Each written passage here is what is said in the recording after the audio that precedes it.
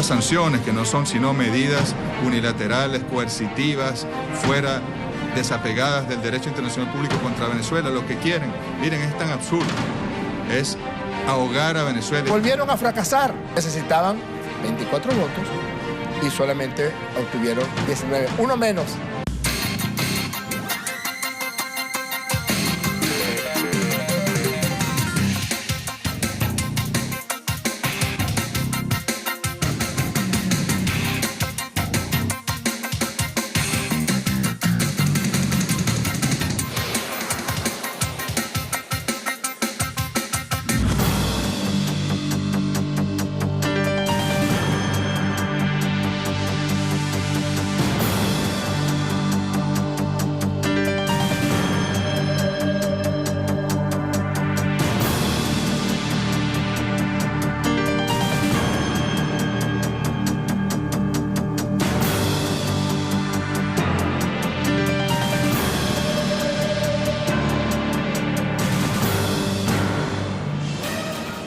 ¿Cómo está? Inicia temas del día. Rapidito, vamos a revisar la pregunta Twitter de hoy. Aquí la tenemos en pantalla. No me haga quedar mal, producción. Por favor, vamos a ver la pregunta Twitter. Es mito. Dicen ciertos medios, Estados Unidos logró los votos para retirarle a Venezuela su membresía en la OEA. ¿Qué no es mito? Bueno, pues que de 24 votos que hacían falta, solo alcanzaron 19. Y Venezuela inició su retiro formal y voluntario de la OEA desde el 27 de abril de 2017.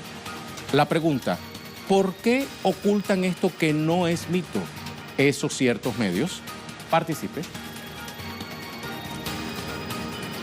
Así es, las autoridades venezolanas ofrecieron declaraciones hoy tras el fallido intento de Estados Unidos y sus aliados en la OEA de suspender a la nación suramericana del organismo regional.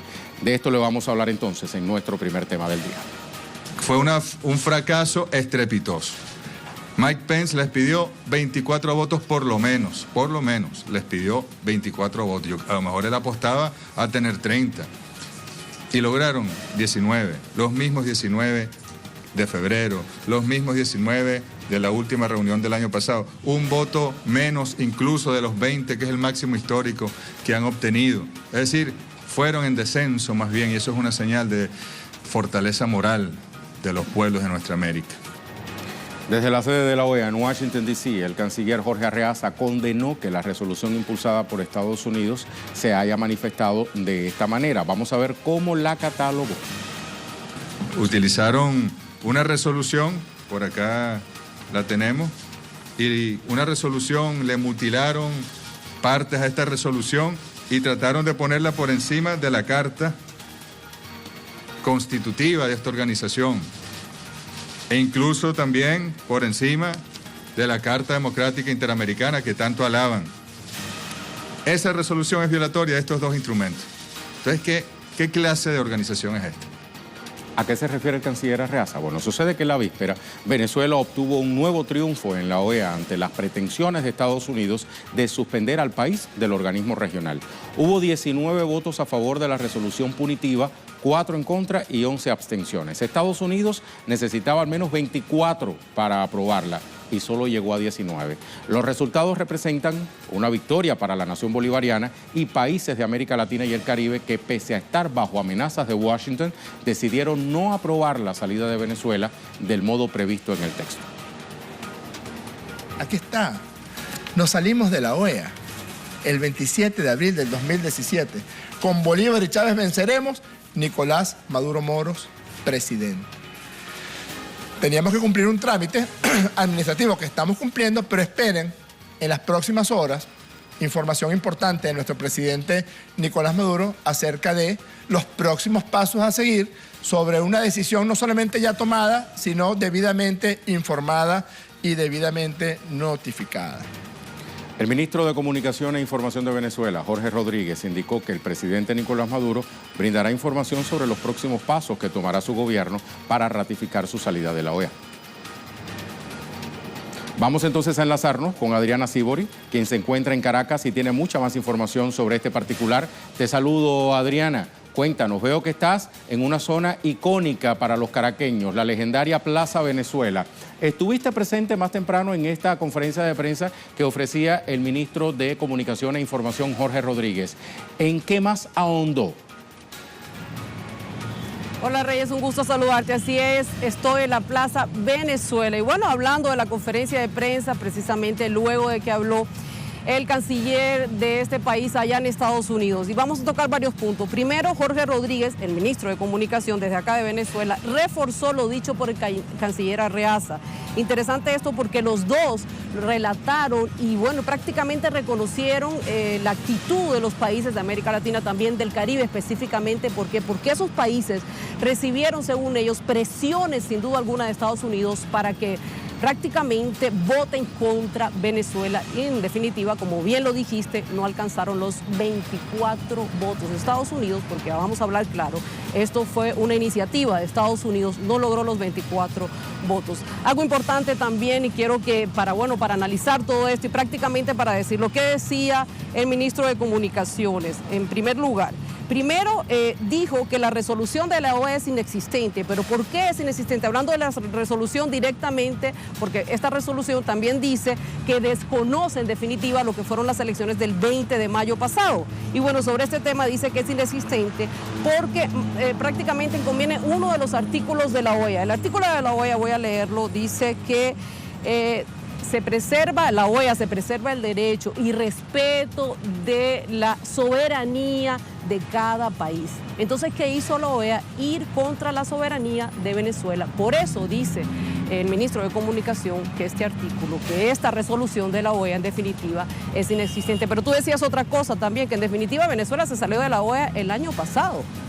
Entonces, ¿de qué estamos hablando aquí? Si Venezuela no está en la OEA, ¿qué está haciendo la OEA contra Venezuela? Así es que de una u otra forma todo lo que la OEA es inexistente contra Venezuela. Es un juego de palabras, pero en definitiva lo que hace aquí la OEA según Venezuela es injerencia, es a ir contra la soberanía de este país. Y por último, decía también el ministro de Comunicaciones que hay que esperar lo que dice el presidente Nicolás Maduro. ¿Por qué? Se espera que el presidente Nicolás Maduro hable de los pasos que va a seguir a partir de ahora. ¿Qué va a hacer en Venezuela con la OEA? ¿Va a seguir? ¿Se va a levantar? ¿No va a volver a ese hemiciclo en definitiva? Todo esto vamos a ver lo que pasa la semana que viene. En definitiva, estas son las palabras, estas son las reacciones a través de lo que pasó el día de ayer en la OEA. Excelente, Adriana. Muchísimas gracias por esta explicación. Hasta muy pronto. Adriana Sibori, nuestra compañera, se encuentra en Plaza Venezuela, prácticamente el centro de Caracas, ¿no? Muy cerca del centro de Caracas. Y como hemos constatado, en realidad, y ya lo decía también Adriana, es Venezuela quien ha decidido retirarse de la OEA de forma voluntaria. Pero ¿cómo ha procedido? Vamos a hacer un poco de historia. El 27 de abril de 2017, el presidente venezolano Nicolás Maduro decidió comenzar con la retirada de su país de la Organización de los Estados Americanos en rechazo a la reunión realizada en la organización para hablar sobre Venezuela sin notificarle al país. Al día siguiente, Venezuela entregó el documento que formaliza su salida formal del organismo. Esta salida tardaría 2 años en hacerse efectiva, es decir, en abril de 2019. Le invito también a revisar las razones que motivaron a Venezuela a salir voluntaria y formalmente de la OEA. Los motivos fueron 3. 1. El injerencismo de la OEA, violando la soberanía del país al discutir este ente sobre asuntos internos de Venezuela sin estar presente. El 2, la amenaza del gobierno de Estados Unidos contra otros países para que se unieran a la arremetida contra Venezuela, lo cual ha sido denunciado por las autoridades venezolanas desde 2015. Y en tercer lugar, la aprobación de una resolución contra Venezuela sin contar con los 18 votos necesarios, lo cual contraviene las normas de la propia institución. Ocurrido esto el 3 de abril de 2017 para seguir hablando sobre Venezuela sin su consentimiento o su participación.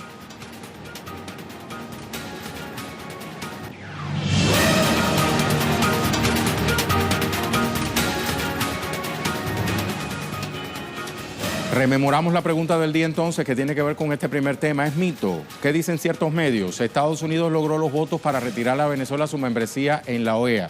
No es mito que de 24 votos que hacían falta solo alcanzaron 19 y que Venezuela inició su retiro formal y voluntario de la OEA desde el 27 de abril del año pasado. Ahora, ¿por qué ocultan esto? Es la pregunta del día. Participen.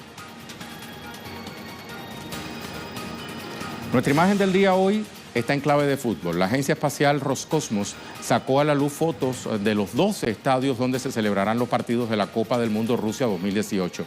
Las instantáneas fueron tomadas no por satélites, sino por los cosmonautas de la Estación Espacial Internacional, por lo que las llaman, en tono de broma, imágenes extraterrestres.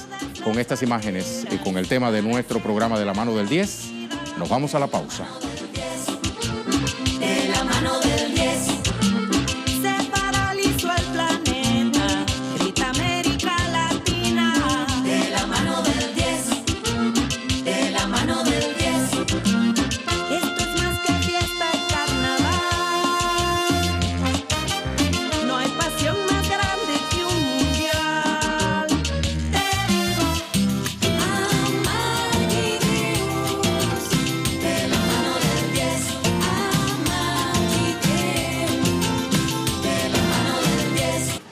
Más de 10 ciudades de Chile fueron escenarios hoy de una nueva marcha feminista por una educación no sexista y políticas de equidad de género. ¿Ve qué fácil se dice? Pero no es tan fácil. Sobre eso vamos a profundizar en nuestro segundo tema del día.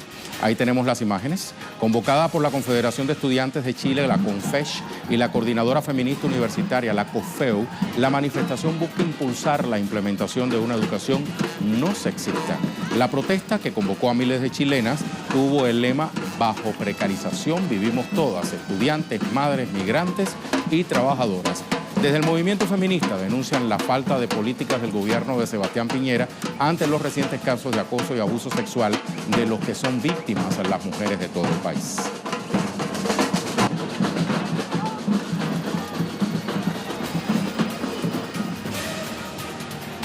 Y para bien de muchos, en esa marcha feminista, lo veíamos en las imágenes, también aparecen hombres. Tiare Valenzuela, desde Santiago, nos tiene la ampliación. Te saludo, Tiare. ¿Cuál ha sido el balance hasta ahora de la marcha de hoy?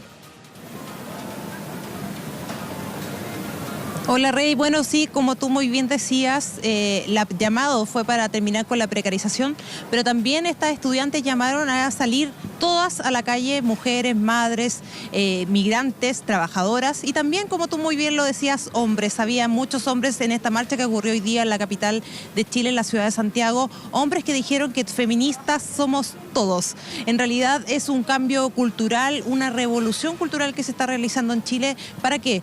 Para terminar con la cultura del abuso instalada en el país y, por supuesto, para tener mayor equidad de género. Recordemos que en Chile las mujeres ganan un 15% menos que los hombres y también que los índices de femicidio de mujeres que han muerto en manos de sus parejas son catastróficos. Solo el año pasado murieron 67 mujeres víctimas de femicidio y 112 fueron femicidios frustrados. Una marcha que transcurrió por tranquilidad por la avenida, por la Alameda, y que al final tuvo unos pequeños focos de represión, justamente donde se encontraba el escenario donde estas dirigentes estudiantiles se dirigían a todos los manifestantes y, por supuesto, haciéndole un llamado al Ejecutivo, al presidente Sebastián Piñera, quien no integró las propuestas hechas por estas estudiantes, por estas mujeres en su pasada cuenta pública. Recordemos que la piedra angular de este movimiento es la educación no sexista, indicando generalmente que la educación no sexista sería la forma que podríamos prevenir lo que significaría la cultura del abuso, ¿no? Sin embargo, Chile es el único país de Latinoamérica que no cuenta con una política profunda y de base de educación sexual. Esto quiere decir que hombres y mujeres no entienden desde la primera infancia lo que significa un abuso, cuándo me están abusando, ya sea psicológica, física o simbólicamente. También esto propicia a que tengamos brechas salariales como las que les mencioné y que nadie se las cuestione. Esta es una revolución cultural, una revolución y una evolución cultural que también decían hoy las mujeres que se está dando en el país, que también se está dando en Argentina, en Uruguay y que en Chile, por supuesto, seguirá avanzando por las calles del país y esperamos prontamente dialogar con el Ejecutivo. El Ejecutivo dijo que llamó a dialogar a estas mujeres abriendo mesas de diálogo, pero estas se niegan a participar hasta que el presidente Piñera incorpore sus propuestas dentro de una mesa de diálogo. Hasta ahora el presidente de la República solamente ha entregado 12 medidas dentro de una agenda de la mujer, pero no se ha propuesto generar una política profunda como las mujeres esperan en el país. Nosotros seguiremos atentos, Rey, atentos también si hay una mesa de diálogo, atentos si el Ejecutivo se reúne con estas mujeres para seguir avanzando en lo que nosotros hemos llamado una revolución cultural, una evolución cultural en el país, Rey. Excelente, Tiare, muchísimas gracias por este resumen. Hasta muy pronto. Tiare Valenzuela, directamente desde Santiago de Chile. Ahora veamos las reacciones del gobierno chileno frente a esta nueva propuesta convocada por los movimientos feministas. Particularmente, le invito a revisar las declaraciones de Isabel Pla, ministra de la Mujer. Como ministerio y especialmente como gobierno, escuchar a todos los sectores políticos en un tema que se ha convertido en una causa verdaderamente transversal. Creemos que probablemente el país no tenga nuevamente la oportunidad, las chilenas no tengamos nuevamente una oportunidad como la que estamos viviendo hoy, de tener un clima en el que hemos alcanzado un grado de convergencia muy importante en situaciones que nos afectan a todas las mujeres prácticamente por igual.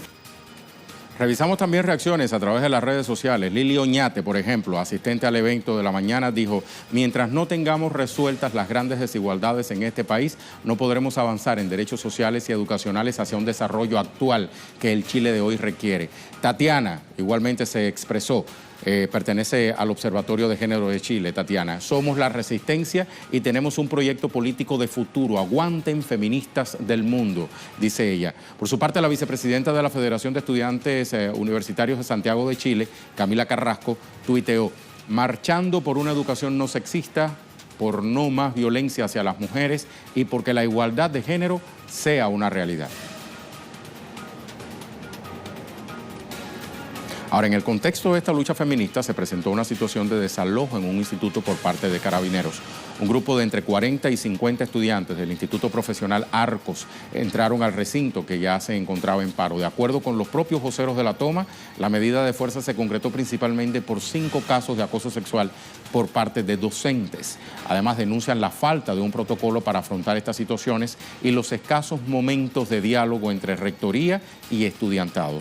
Luego de varios incidentes a las afueras del recinto, las autoridades utilizaron el carro hidrante para desalojar a los manifestantes.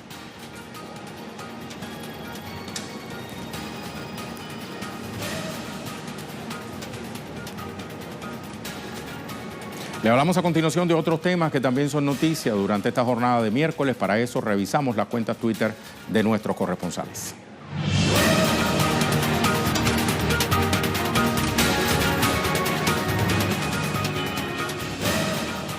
Vamos a comenzar entonces con Edu Marín, nuevo gobierno de España, mayoritariamente femenino, 11 mujeres con carteras de gran peso contra 6 hombres. Es la primera vez que España tiene un ejecutivo con mayoría de mujeres. Mañana todos y todas tomarán posesión del cargo. Vamos a escuchar a Edu.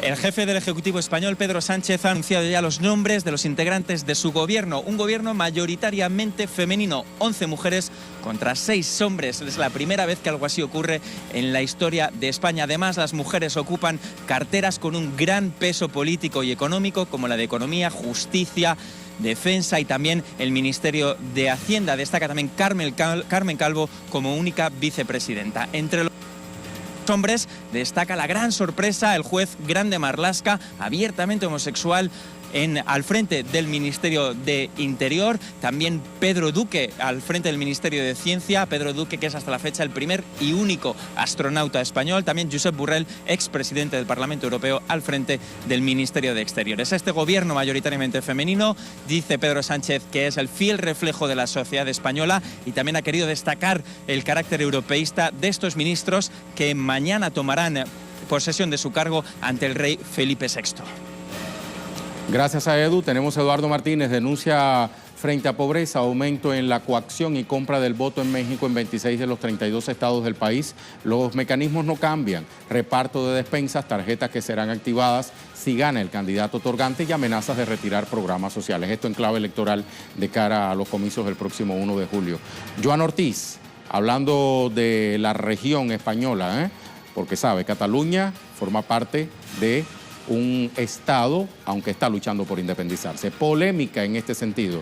Estas imágenes producen dolor a los familiares y amigos de los presos políticos, pero sirven para que no se olvide la anormalidad que atraviesa Cataluña. ¿Creen que tienen valor periodístico? ¿Se ha sobrepasado algún límite? Se pregunta a Joan Ortiz. Vamos ahora con Freddy Morales. El presidente Evo Morales condenó la injerencia del gobierno de Estados Unidos enmascarada por la OEA contra Venezuela, así como el afán golpista que busca forzar una intervención. En su cuenta de Twitter reiteró su apoyo a la soberanía y democracia de Venezuela. Paola Fernández, la última gran encuesta sobre las elecciones presidenciales en Colombia. Iván Duque tiene una favorabilidad del 52% y Gustavo Petro del 34%. Y el voto en blanco pasó del 8 al 14%. Colombia decide este 17 de junio, no lo olvide. Por último, María José Díaz, Nicaragua, se mantiene ambiente tenso en la ciudad de Granada. Esto es a 42 kilómetros de la capital, Managua. En la noche de este martes continuaron los hechos violentos provocados por grupos opositores, hubo incendios a instituciones públicas y saqueos a negocios, según denuncias. Al tema en desarrollo.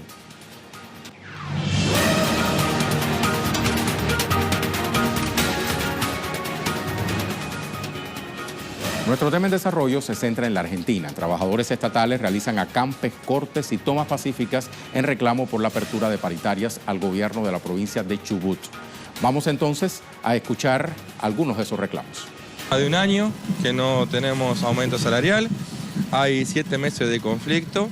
Esto no arrancó ahora este año, esto arrancó del año pasado cuando no nos respetaron la paritaria salarial. Hay negocios que están cerrando, hay gente que se está quedando sin laburo, hay una recesión económica tremenda y esto tiene que ver con el ajuste que están realizando estas medidas económicas tanto a nivel nacional como a nivel provincial.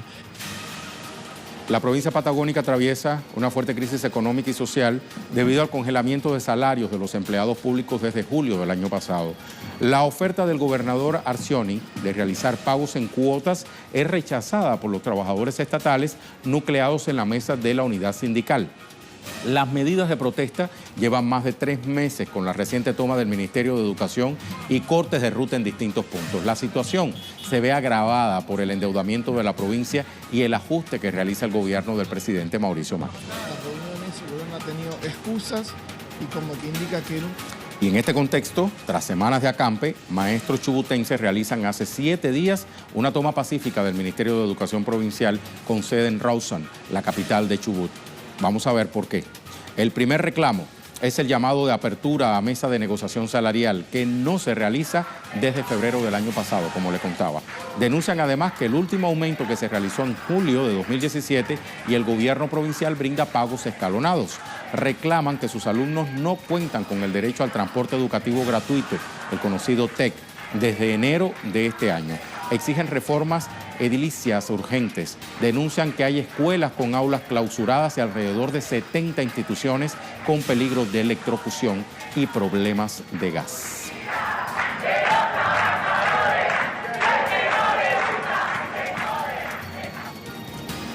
Recordamos entonces nuestra pregunta a Twitter. Tenemos respuestas.